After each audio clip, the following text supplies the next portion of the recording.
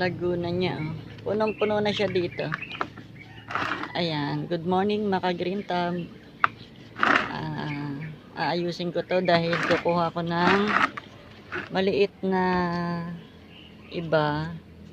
Babawasan natin to kasi kukuha ko ng pang loob ko sa bahay at panglagay ko sa aking altar. Wala kasi akong pangit na kasi yung mga photos ko na panglagay ko sa altar ko, kaya ito naman yung aking ilalagay. Pipili lang tayo ng mas maliit dito. Yan, re-repat na tayo. Ito muna to dito sa pot niya kasi sobrang ano na niya. Madali naman siya ilipat, hindi naman maarte ang ano na to. Ayan. Diligan ko kasi siya kagabi kaya basa pa. Pero ayan, buti na lang natanggal. Aalisin ko na itong mga luma niyang lupa. Wait lang.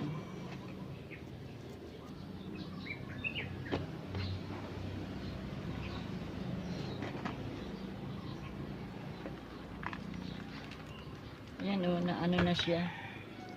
Nasisira na yung ibang. Kuhanin ko lang itong maliliit. Natutuba na siya kasi nga iibahin natin ang lupa niya. Na overwater siguro to. Yan, alisin natin yung mga pangit na dahon. Kasi ang dami naman yung dahon eh.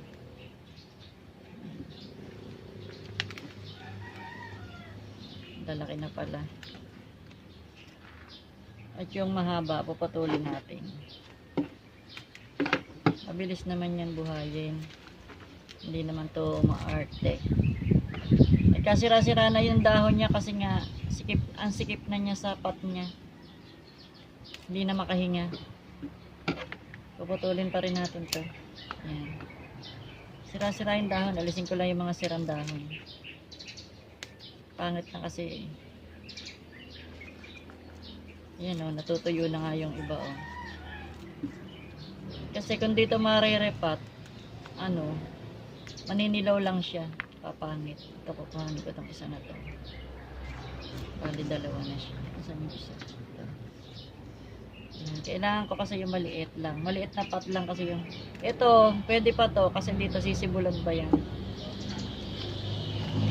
Sisibulan pa yan ng ang laki o. Kailangan pala i-repat ko na rin yung kulay green doon.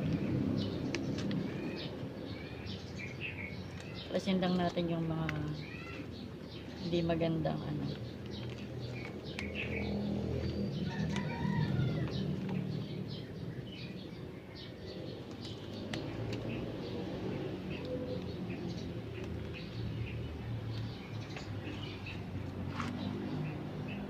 masyado nang matigas yung niya, lupa niya. Hindi na buhag-hag. Walang maliit, kundi ito lang. Meron pa akong kukuhanin dong isa pa. Meron pa yung isa na kailangan nating ayusin. Kasi nga hindi na maganda yung lupa niya. Matigas na, malagkit na, nawala na yung nawala na yung rice hull niya. Kaya palitan natin ng iba. Papalitan natin yan. Mapangit din sila pagka ganun.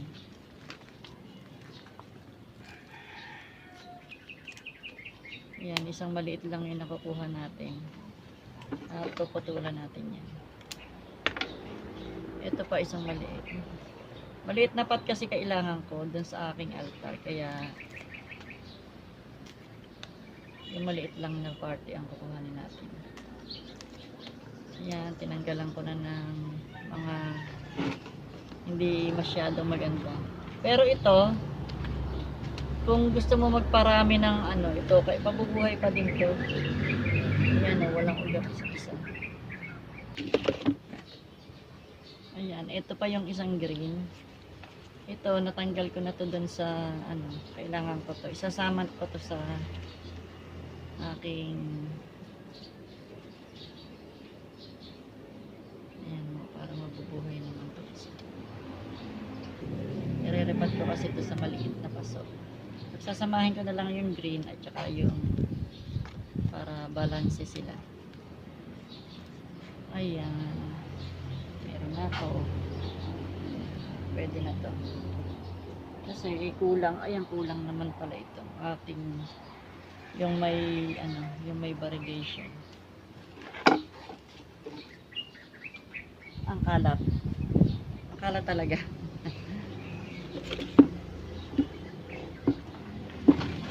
Ayan, nilagyan ko ng Rizal yung ilalim niya. Pasensya na kayo, madumi yung paso. Okay lang yan kasi lalagyan naman natin ng lupa yan. At dito natin ilalagay itong mga, ito pwede ito sa maliit. Ano na kasi siya? Hindi na maganda yung lupa niya. Ang lalaki na nila. Ayan, ang laki oh. Malalaki na sila. Yan, para lang gumanda yung ano niya. Gumanda yung itsura niya kasi hindi na rin maganda eh. Hindi na rin maganda yung itsura nila kasi nga pupuno na. Natutumba. Kailangan ibaon muna natin bago natin lagyan ng lupa. Okay lang yan. Pag nagkalupa yan, magiging okay sila. Pinalitan ko ng dry na soil muna.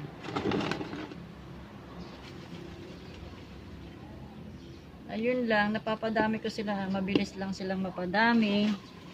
Nakikita ko mamaya yung kulay green. Yung kulay green napakalago. Ayaw patanggal ni tatay kasi maganda daw ang malago.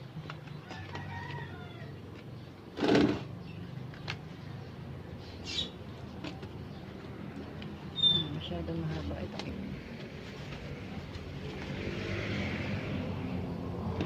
Makala talaga pag nagtatanim. Pasensya na kayo, madumi ang aking table. Dumumi na. Pero malinis yan pagka walang tinatanim.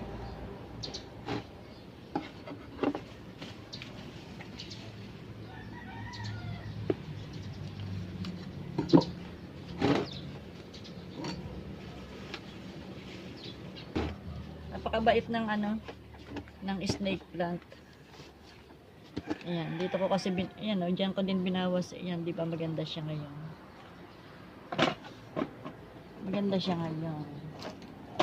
At dito naman yung isa. May Rizal din siya. Dito ko naman ilalagay itong isa. Tinanggalan ko lang ng mga dead leaves. Ito. Dito na to. At talagyan din natin ng lupa.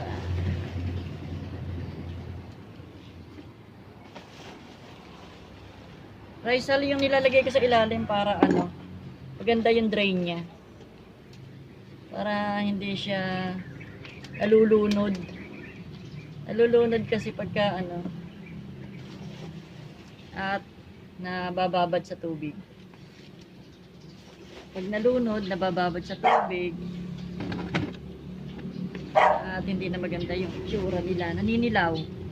Pag na-overwatering sila, naninilaw yung dahon niya.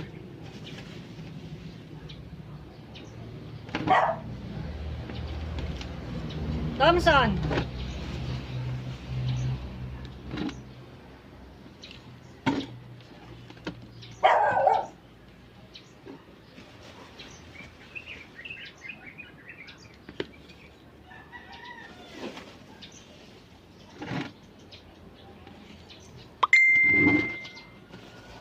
Madali lang naman i-repat ang ano, ang snake plant. At napakabait. Napakabait ng snake plant. Hindi alagain. Pag natanim mo siya, bahala na siya dyan. Bahala na siya magparami. Anak lang siya ng anak. Wala yung family planning. Oo, walang family planning ang snake plant kasi yan. Once na tinanim mo siya, padami siya ng padami. Hindi mo siya mapipigilan. Pag na mamatayan ka lang yan, yan yung nabababad siya sa tubig. Ayaw niya ng maraming tubig. Kaya napakadali niyang alagaan kasi nga hindi siya matakaw sa tubig. Hindi matakaw sa tubig ang snake plant. Diba? Madali lang siya i-repat. Ayan, nakadalawa na tayo. At ito ay ililipat ko naman sa maliit na paso. Bawasan ko lang yung kanyang mga ugat at saka dahon. Alisin ko yung mga pangit na dahon. Yan. Para lang lumiit siya. Kasi ayan, may dilaw siya. Naninilaw. Yan, okay na yan. Babawasan natin ang mga... Huwag niyong itatapon yung mga ganito. Huwag lang yung babad. Kasi pag babad siya, yung kulay brown yung ganito, hindi na siya mabubuhay. Pero ito, sisibulan pa yan. Pag nilagay niyo sa lupa. Kaya huwag niyong itatapon. Kung gusto niyo magparami, kung ayaw niyo na naman ng ano, edi i-let go niyo na sila. Kung ayaw niyo na ng madaming snake plant, edi pakawalan na. Diba? Ayan, maganda to. Babawasan lang kasi natin kasi maliit lang yung ating pot na paglilipatan. Binabawasan ko lang yung mga ano niya. Ayan, pwede pa yan. Ayun, ang dami ko natanggal. At ito, ilalagay ko lang yan sa lupa, sisibol yan. Pati itong mga dahon na yan. Ayan, teka muna. Tanggalin lang natin itong ibang kalat. Ayan, ito kasi yung pang ano ko. Panglagay ko sa aking altar. Kaya, diba, hindi na maganda. Meron naman tayo nitong madami, kaya aalisin ko na ito dito at papalitan ko ng snake plant. Papalitan ko din siya ng lupa.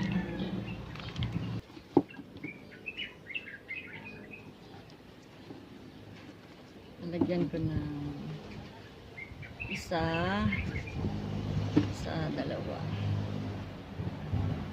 dalawa. Mayaman tayo sa rice hull, kaya no problem. Hindi na kasi binibili dito sa amin ng rice hull. Nahihingi lang. Nahihingi lang po yung rice hull dito sa amin. Hindi na po ako bumibili. Pati yung ano, alam nyo yung dahon na, ito yung dahon ng akasya. Ito yung dahon ng akasya. Hindi ko pa lang ako nakakahingi, pero doon may nakita na akong mahihingian. Kasi nga, sinusunog lang nila. Sayang.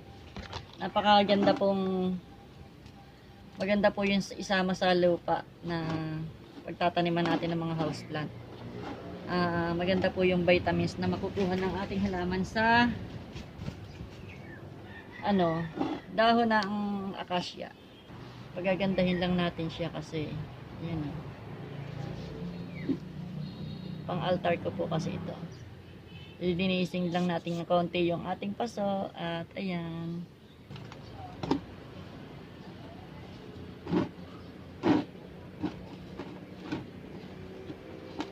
Yan, sa mga mahihilig sa mga snake plant, alam nila yung ano. Dahil yan ay napakabilis alagaan, napakabilis paramihin. Wala siyang tigil sa pag-anak. Walang Ayun, pangatlo. Ayun, at natapos ko na din itanim ito. At ayan na po yung ating naitanim. 'Di ba, mas maganda sila ngayon at mas maluwag yung hinga nila sa paso. Hindi na sila nagsisiksikan, pero masikip pa din kasi mas maganda kasi tingnan pagka yung masikip yung ano, Yung punong-puno yung paso, pero yan, magkakaanak pa rin ulit sila. At ito, ginawa ko naman dito, pinag-combine ko yung mga green na walang variegation. Ayan, tsaka yung isang may variegated na pinagsama ko lang sila. Kasi, ito talaga yung apat na maliliit na paso ang panglagay ko sa aking altar. Kaya yan, naayos ko na rin siya. Ayan sila lahat. Diba? Napadami ko siya. Ayan, yun lamang po. And morning talaga ngayon.